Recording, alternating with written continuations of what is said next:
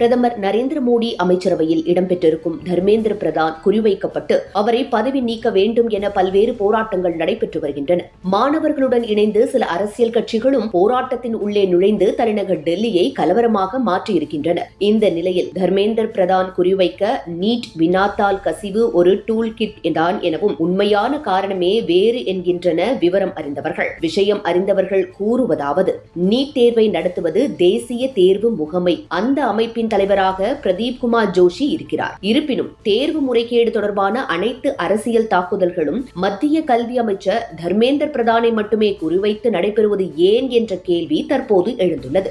NEET வினாத்தாள் கசிவு என்பது புதிதல்ல. கடந்த காலங்களிலும் இதுபோன்ற சம்பவங்கள் நடைபெற்றுள்ளன. ஆனால் தற்பொழுது என்டிஏ தலைவர் மீது ராஜினாமா கோரிக்கை எழுப்பாதவர்கள் இன்று தர்மேந்திர பிரதானை மட்டும் குறிவைப்பது அரசியல் நோக்கம் கொண்டது என்ற விமர்சனம் வலுத்து வருகிறது. இதற்கு காரணம் பல ஆண்டுகளாக இருந்த பாடத்திட்டத்தில் தர்மேந்திர பிரதான் தலைமையில் மேற்கொள்ளப்பட்ட முக்கிய மாற்றங்களே என அவரது ஆதரவாளர்கள் தெரிவிக்கின்றனர். இந்திய வரலாற்றை இந்திய பார்வையில் மாணவர்களுக்கு கற்பிக்க வேண்டும் என்ற நோக்கில் பல புதிய அம்சங்கள் சேர்க்கப்பட்டதாக அவர்கள் சுட்டிக்காட்டுகின்றனர். 1975-77 அவசர நிலை குறித்த பாடங்கள் சேர்க்கப்பட்டன. முகலாய வரலாற்றின் அதிகப்படியான ஆதிக்கம் குறைக்கப்பட்டது. இந்திய நாகரீகம், கலாச்சாரம் மற்றும் பாரம்பரிய வரலாற்றுக்கு அதிக முக்கியத்துவம் வழங்கப்பட்டது.